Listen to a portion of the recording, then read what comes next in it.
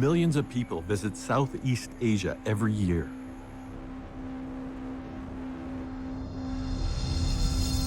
Most visitors return home with a few souvenirs and a lot of happy memories. But not everyone leaves with all of their vacation dreams come true. None of his friends or coworkers can get a hold of him. It's like he just vanished.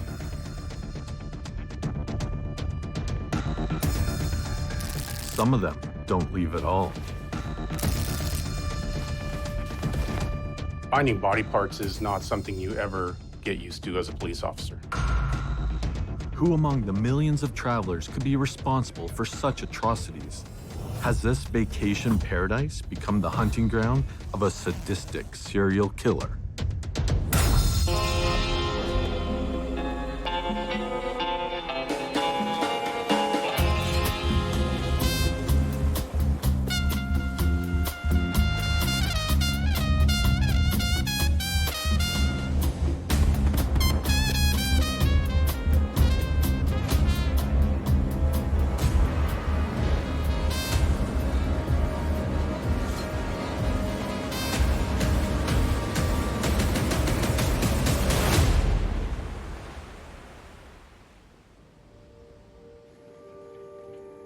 Southeast Asia is a favorite destination for globe-trotting travelers wanting to see the world.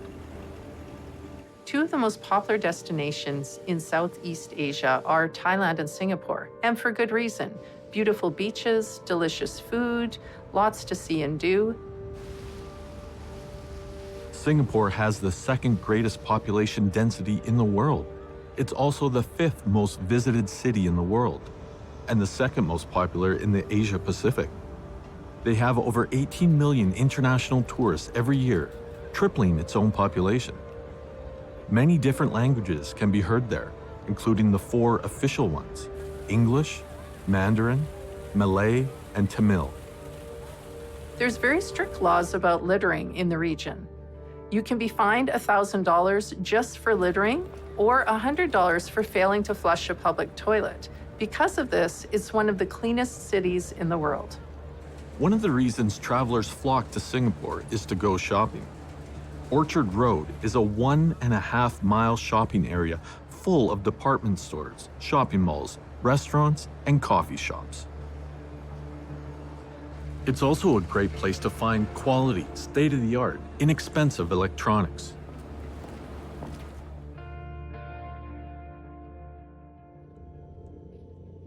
And that's exactly why Gerard Lowe travels there in March 1995. He's shopping for electronics. Gerard Lowe was born on June 3, 1962, and lives in Johannesburg, South Africa.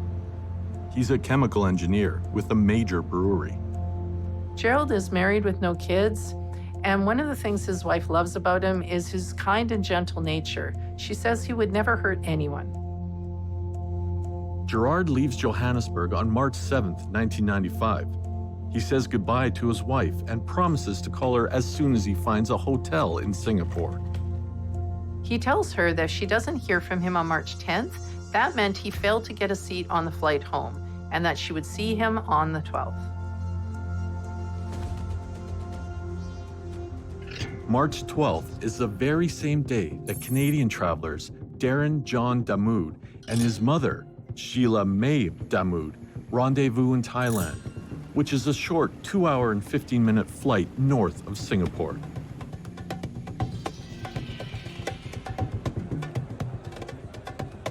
Bangkok, Thailand is a #1 tourist destination in Southeast Asia and one of the most popular cities in the world. Ancient temples, nearby beaches, exciting nightlife with street parties and cabaret shows are just some of the reasons travelers flock there, including Darin and Sheila.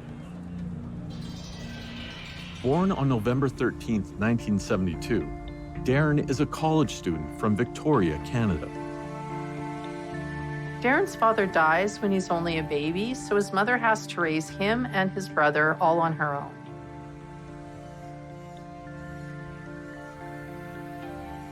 Darin was injured in a very serious car accident in his earlier years, and Having been raised by a single mother, he wants to make something of himself, and really he wants to become a physiotherapist. Darin leaves Victoria in January to join friends on a trip to India. A trip around the world for an entire year. Darin wants to take this opportunity before he settles down into a serious career. Darin's mother, Sheila, is looking forward to meeting her son in Thailand for a bit of a vacation. Born on May 22, 1945, Sheila Demute is a business manager at a prestigious Christian school in Victoria, British Columbia, Canada. She's an active political worker. She serves as campaign manager for a member of the provincial legislature in 1979 and again in 1983. She also works on a campaign to elect the mayor of Victoria. Sheila is a really motivated person. She's very active in the community, and she gets along really well with everybody. She's a real people person. Colleagues describe Sheila as hardworking, attractive, and very dynamic. They say she's kind, but not gullible. She's very good at reading people, and it would be difficult to lie to her. Sheila is very close to her son, Darin. Her sister goes so far as to say she idolizes him. He's been away for months, and she misses him. As a school employee, Sheila gets time off for spring break. So in spite of Darin's warnings about the seamier side of Thailand, she decides she's going to meet him there. Sheila's an experienced traveler, especially in Southeast Asia. She really wants to meet her son, spend some time with him, and enjoy those beautiful sunny beaches. Sheila Demute leaves Victoria on Friday, March 10, 1995, and is scheduled to return on Sunday, March 26th.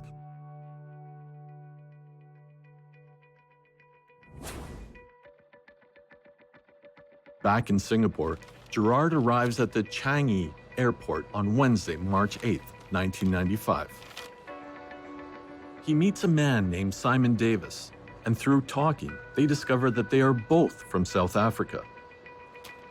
People come to Singapore from all over the world. So what are the odds that the first person you meet is someone from the same country? The two men hit it off. They decide to share a hotel room to save on money.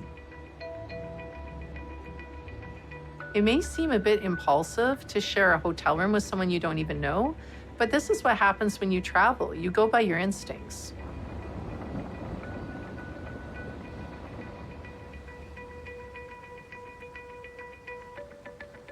Gerard and Simon book a room at a hotel that has a nice view of the Singapore River. It's close to all of the tourist attractions and, more importantly for Gerard, the shopping district. It's Wednesday night in Singapore, and there's a lot to do. Right in the hotel, they have a restaurant, a coffee shop, and a bar. Many guests would opt to go out and experience some of the city's legendary nightlife. But after a long day of travel, Gerard is simply looking forward to relaxing in his hotel room alone and planning the next day's shopping spree. On Sunday, March 12, 1995, Sheila meets up with Darin in Bangkok, as planned. They haven't seen each other in months, so they've got a lot of catching up to do.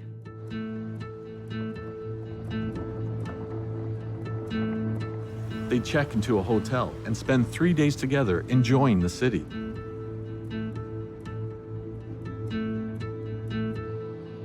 Sheila and Darin buy airline tickets to Phuket, which is an island off of Thailand's west coast. Phuket is Thailand's biggest island. It has both mountains and rainforests. Darin and his mother are heading to Patong Beach, which is Phuket's longest beach and arguably its most beautiful.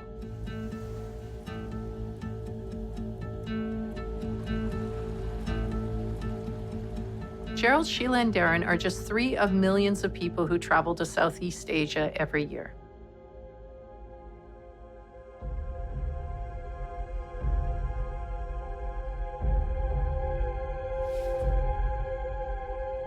They come from opposite ends of the world, but will be forever intertwined because of their shared fate.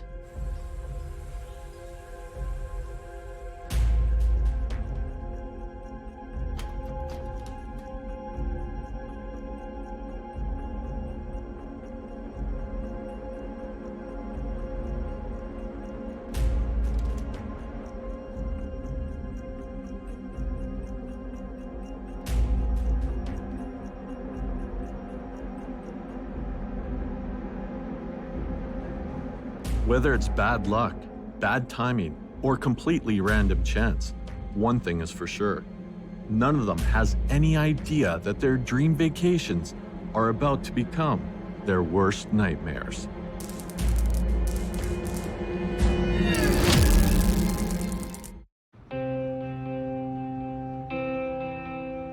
Singapore is known for its fabulous shopping, and inexpensive electronics is one of its specialties. This is why 33-year-old Gerard Lowe comes all the way from South Africa.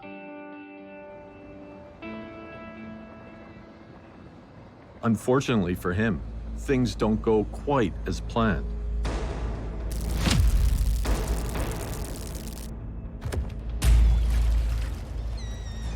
On March 13, 1995, police receive a report of a garbage bag floating in the harbor near Clifford Pier in Singapore. In most places in the world, police wouldn't come running at the report of a garbage bag floating in the water. But this is Singapore that has some of the harshest littering laws, so they immediately come and investigate. Inside the garbage bag, police find human legs cut off at the knees. Yeah, even for the most experienced police officers and the ones who expect to see gruesome things throughout their career, finding body parts is something you never really get used to. An autopsy of the legs reveals that the victim died about 2 days ago. Anytime you find a body part on its own somewhere, it's suspicious.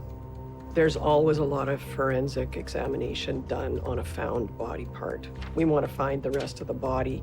We want to see if we can designate this body part as belonging to a missing person or a known crime. In this case, a cause of death cannot be determined. The medical examiner does, however, make one important discovery.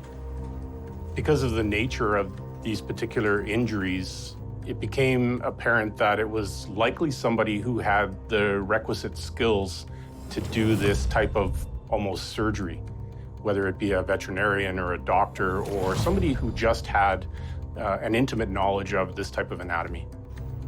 Investigators have no idea whose legs these are.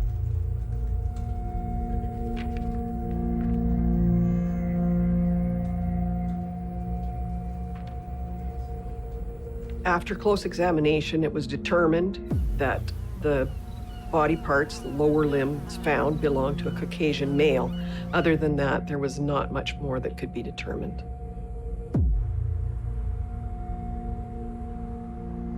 On the very same day, March 13th, 1995, Singapore police receive a missing persons report from the South Africa High Commission. The report is filed by Vanessa Lowe from Johannesburg, South Africa. She has not heard from her husband in days and says he should have been home on the 12th at the latest. None of his friends or coworkers have been able to get a hold of him. It's like he just vanished.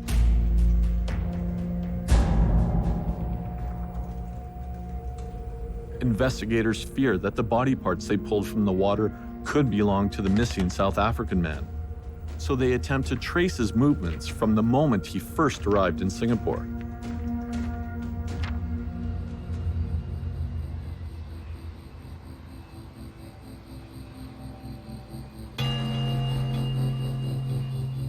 After arriving March 8th, Gerard books a hotel room with a fellow traveler named Simon Davis.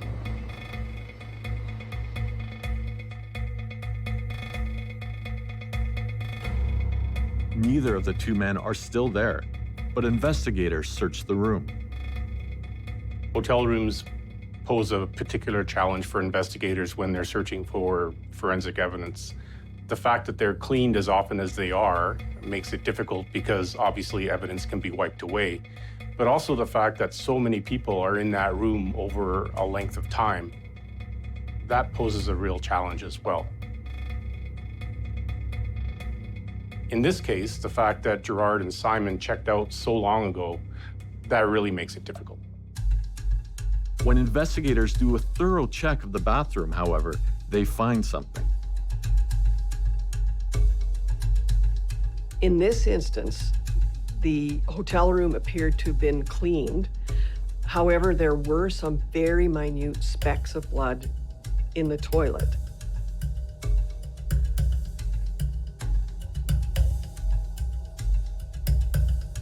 Finding blood in a bathroom in a hotel room really in and of itself doesn't point to a crime having been committed. People injure themselves or cut themselves shaving, which would result in the potential for blood being located there.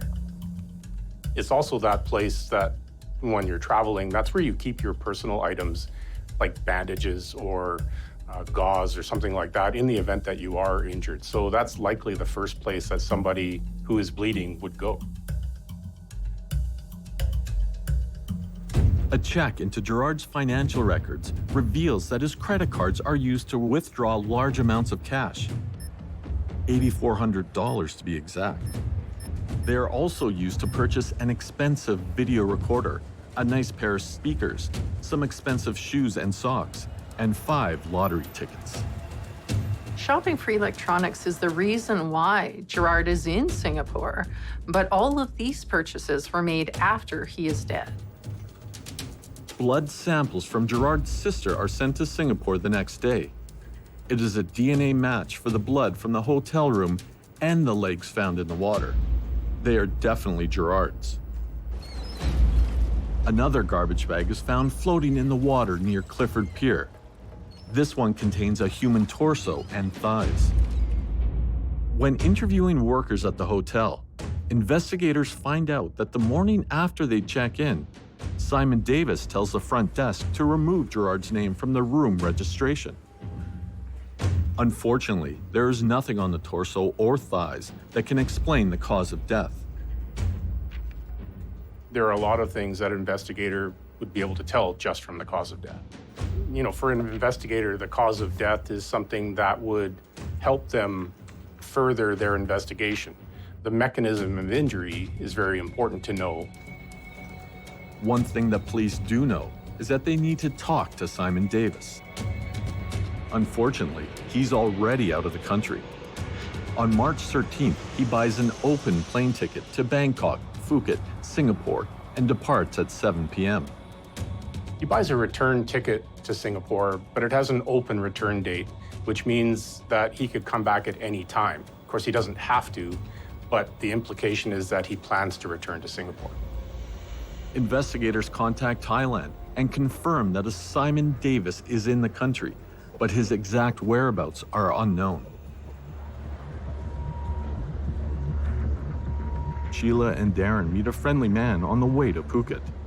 He tells them his name is Simon Davis. Body parts are found floating in the harbor in Singapore, are identified as South African traveler Gerard Lowe. Police suspect another traveler named Simon Davis, but he catches a plane to Thailand before he can be questioned.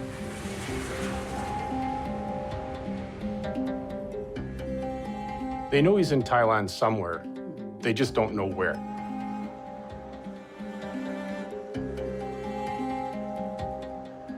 On the flight to Phuket, Sheila and Darin meet a man named Simon Davis.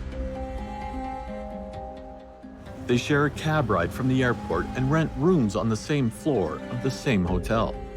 They choose an inn at Patong Beach, which is on the west coast of the island. This island is known for its nightlife. It has tons of bars, restaurants, and places for people to just go and have a great time. All the authorities in Singapore can do is wait for him to return and hope that he does. Darin and Sheila agree to meet their new friend Simon for breakfast the next morning.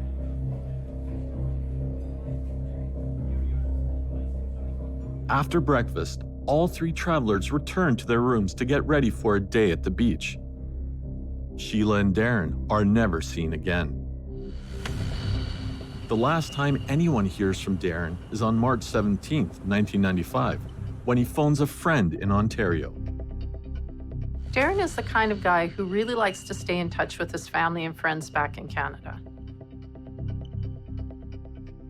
During that call, there doesn't seem to be anything out of the ordinary or any reason for the friend to suspect that this will be the last time he ever speaks to Darin.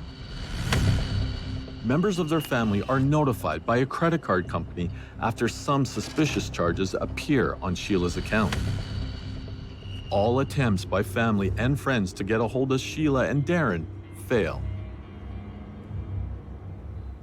Simon tells the front desk that Sheila and Darin have checked out of the hotel. He asks to be moved into their room, which has been prepaid for 2 more days by Sheila.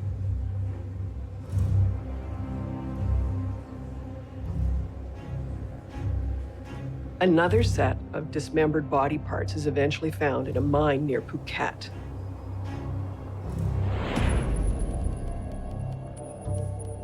And since they were so badly decomposed by this point, it was impossible to make a solid identification. However, they were able to identify they were body parts belonging to a blonde-haired woman and a dark-haired man.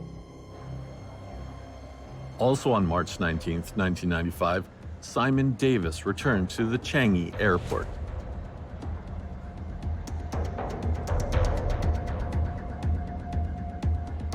They take him into an interview room, but the first thing they do is search his luggage. Security people at an airport would have a lot more leeway than police, for example, in searching a traveler's luggage. So when the agents or the security people take him into the interview room, they may not know what they're looking for, and they probably wouldn't expect ordinarily to find a lot. Simon is found to be carrying cash and traveler's checks that add up to more than $40,000 USD. That's a lot of money to be traveling around with, but it's not technically a crime. He also has several passports and a birth certificate that says Simon Davis.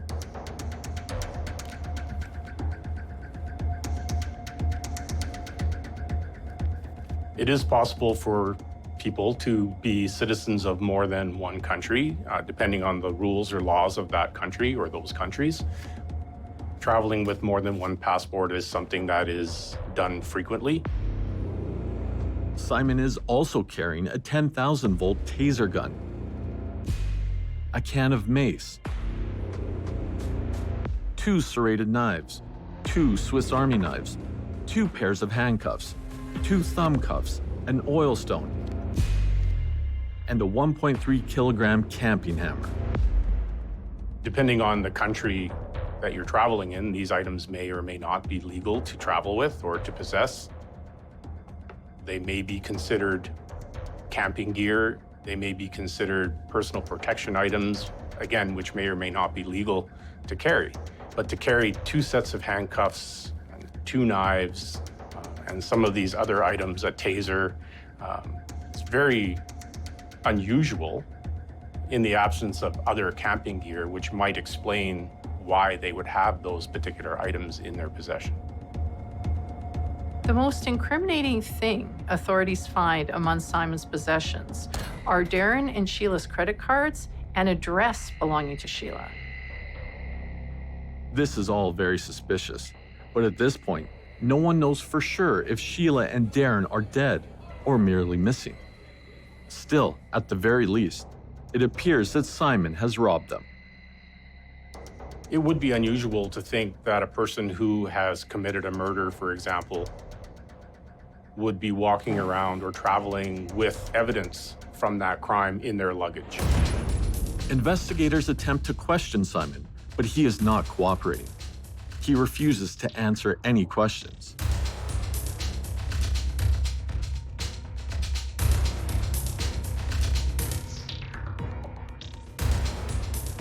He becomes agitated and then suddenly smashes a glass panel with his arm.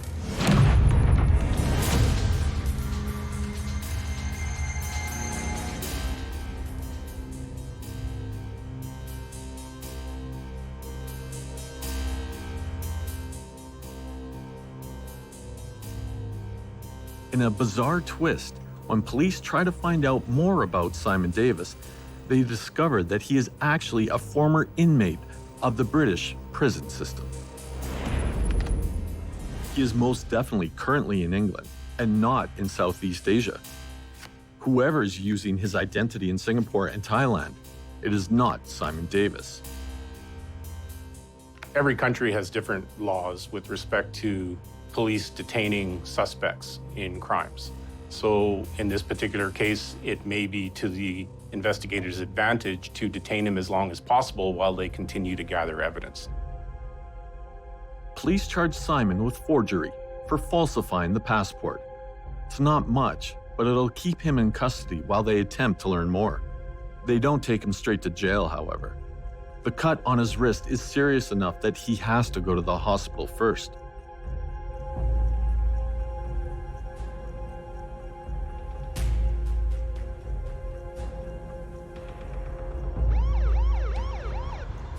One of the passports Simon has is actually Gerard's, but he's altered it to have his photograph instead of Gerard's, theoretically so he could use it to either get money out of Gerard's accounts or even travel under his name.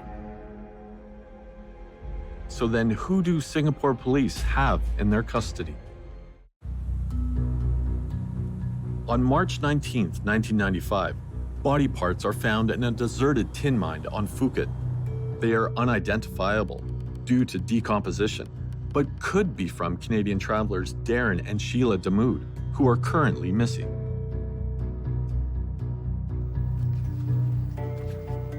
On Tuesday, March 8, 1995, Thai police contact Canadian authorities and request dental records for Sheila and Darin. Meanwhile, in Singapore, authorities nab Simon Davis carrying a bunch of stuff belonging to Darin and Sheila Demute, as well as Gerard Lowe. It would be unusual to think that a person who has committed a murder, for example, would be walking around or traveling with evidence from that crime in their luggage. They also discover that even though he is carrying Simon Davis's birth certificate, he is not Simon Davis. He refuses to tell them who he is or to answer any questions. With the help of Scotland Yard, investigators discover that Simon Davis isn't who he seems to be. He's actually an escaped convict from England by the name of John Martin Scripps. He's a former cellmate of Simon Davis, and he has a long criminal history.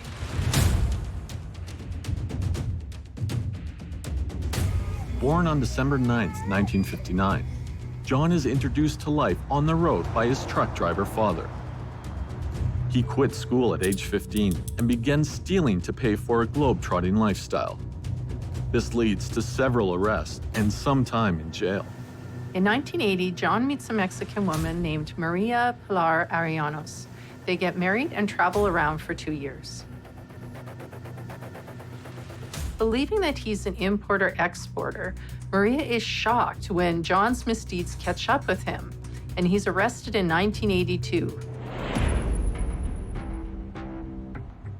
When he's finally released from prison, he legally changes his name to John Martin and begins trafficking drugs between Asia and Europe.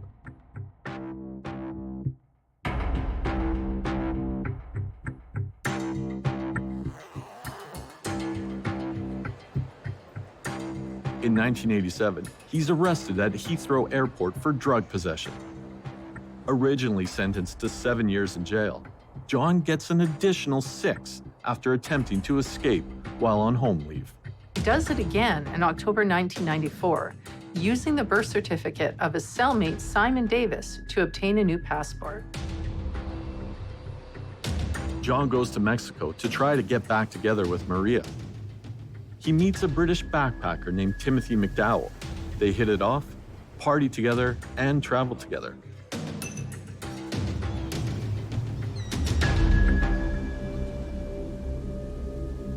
In Belize, in January 1995, they go scuba diving together and Timothy is never seen again. Authorities later recover mutilated body parts from water that's infested with crocodiles, but the parts cannot be conclusively matched to Timothy. John's ex-wife Maria recalls that he changed when he came back from Belize. She wasn't sure why, but she thinks he must have done something bad.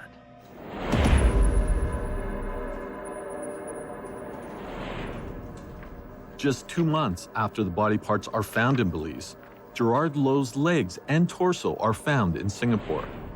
And John seems to know both victims. Investigators have to wonder if John escalated from being a thief to a murderer when he was in Belize. Maybe now he's even a serial killer.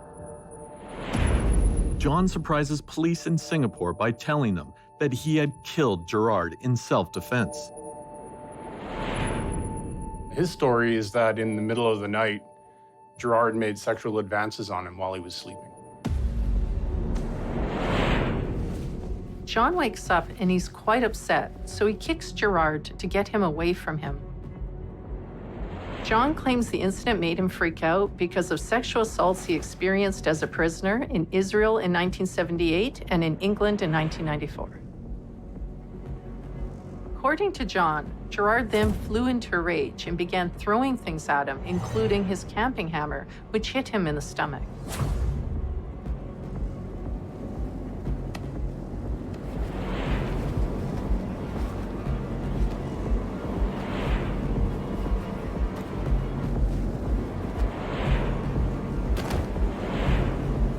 John grabs the hammer and hits Gerard in the head with it several times until Gerard collapses onto the floor.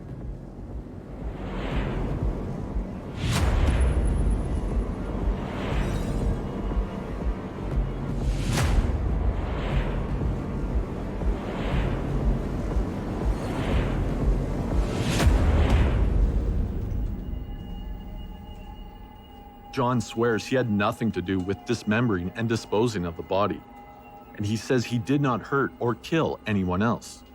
In fact, he claims that all of these horrible things were done by another British man, a very dangerous criminal who John is afraid to name for fear that he will harm John's family. Well, John's story is pretty difficult to believe, but he does know some pretty bad people. And they've been known to commit some murders in the past. So maybe one of these people is the serial killer they're looking for. On March 24th, 1995, a torso and a pair of arms and legs are found in Thailand.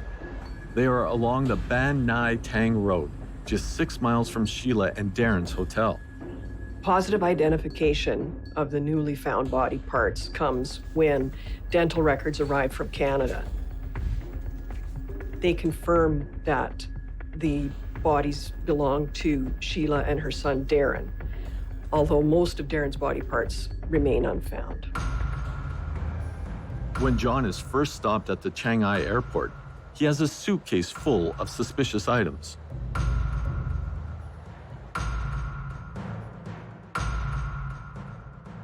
These include the belongings of Sheila and Sheila Demute. John attempts to explain. He claims that he went to Phuket after Gerard's death to clear his mind. While there, he apparently ran into this nameless, dangerous drug-dealing friend of his who, for some unknown reason, gave him Darin and Sheila's stuff. Part of the role of being a detective is following up on every lead. And if your suspect is providing what he believes is an alibi, it's your job to investigate that potential alibi. If you can disprove the alibi, it goes a long way to proving that your suspect is in fact guilty of the crime.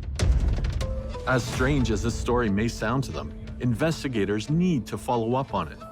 And if this dangerous drug dealer is real, they need to stop him before he kills again.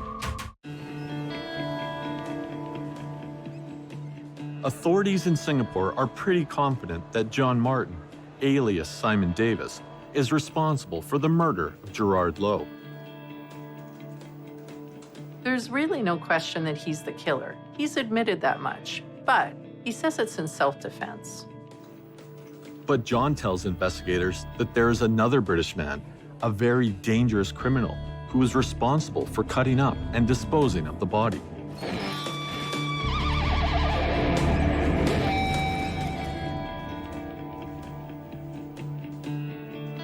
Part of the role of being a detective is following up on every lead. And if your suspect is providing what he believes is an alibi, it's your job to investigate that potential alibi. In this case, police try their very best to find this mysterious man that John is talking about, but ultimately they're unable to find him. So really, they're not able to believe his story.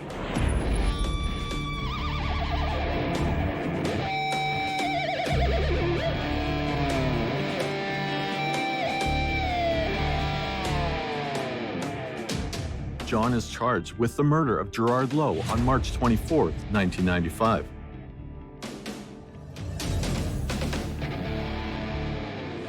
On October 2, 1995, John is tried for the murder of Gerard Lowe. He is not officially charged with the murders of Sheila and Darin. This is largely because Singapore has the death penalty. If John is found guilty there, he likely won't be able to stand trial in Thailand. But still, Thai and Canadian police do their best to lend their support to Singapore prosecutors. The medical examiner testifies that whoever cut up Gerard's body is an expert. The prosecution shows that John, while in prison on the Isle of Wight, is trained in butchery. One of the prison officers, who used to be a butcher, gives John a 6-week course in dismembering and deboning animals. The defense presents John's story of homosexual assault in the hotel room. John testifies that he drinks heavily, takes Valium, and walks around in a daze from the moment Gerard dies until he is arrested. John recounts the story of an unknown British criminal who cut up and disposed of Gerard's body. He claims this drug dealer had worked in an abattoir in the past. John admits to being a prison butcher, but says that he could never have been the one who cut up Gerard's body. He says that just the photos of the body make him ill. John's story about what he did after Gerard's murder really doesn't add up. He put his own photo on Gerard's passport and then went around spending Gerard's money. He even went to the Singapore Symphony Orchestra's performance. And that really doesn't sound like the actions of a man who's walking around in a daze. John's account that he beat Gerard to death in the bed doesn't really line up with the forensic evidence that's found. Had this actually happened, there would have been a large amount of blood found on the bed and the carpet beside the bed, and this was not the case. The prosecution puts forward a different set of events. What appears to have happened is that John tasered the victim in the hotel room, then dragged him while he was incapacitated into the bathroom. He then killed him by bludgeoning him with a hammer, and then proceeded to dismember the body using his special cutting tools and knives that he had at his disposal. John recognized that cleaning blood from a bed and a carpet was a much more difficult task than murdering somebody in the bathroom where there's washable surfaces. Unfortunately for John, he missed a couple of specks of blood that were out of his vision inside the toilet.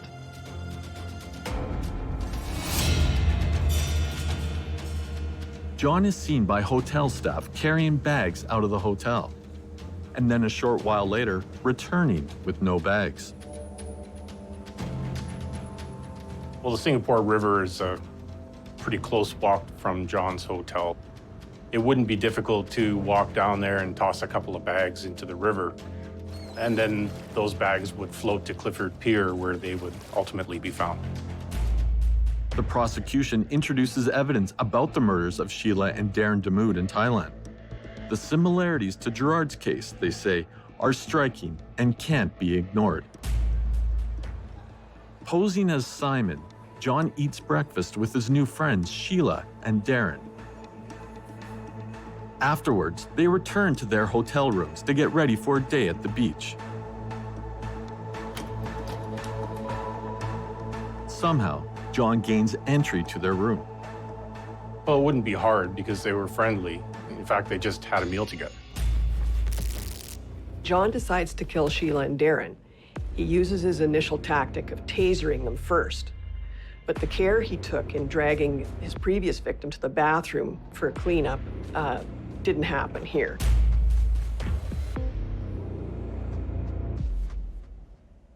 He bludgeoned them in the same way with the hammer, and there was blood everywhere in this hotel room. Well, once again, he puts the dismembered body parts in bags, and he's seen carrying them out of the hotel. John's so cool and confident that when he returns to Singapore, he doesn't only bring the murder weapons with him, but also trophies he's taken from the victims, including Sheila's dress. Does he want to get caught, or is he just so attached to these items that he can't bear to let them go?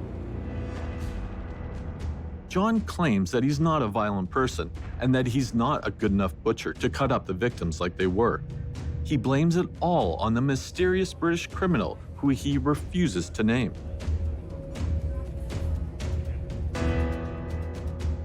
On November 10th, 1995, after a 16-day trial, the judge finds Martin guilty and sentences him to death by hanging. John cries and says, "I know it looks like I've murdered everybody whose credit card was found on me, but I am not a violent man." At first, John does everything he can to appeal his sentence and have it reduced to life in prison. But that all changes on January 4th, 1996. 4 days before his appeal is to be heard, John sends a handwritten letter requesting that his appeal be dropped. He just wants to be executed. On April 19th, 1996, 36-year-old Martin is hanged in Chiang Mai prison. He is the first Briton to be executed in Singapore since the nation's independence from British colonial rule in 1959.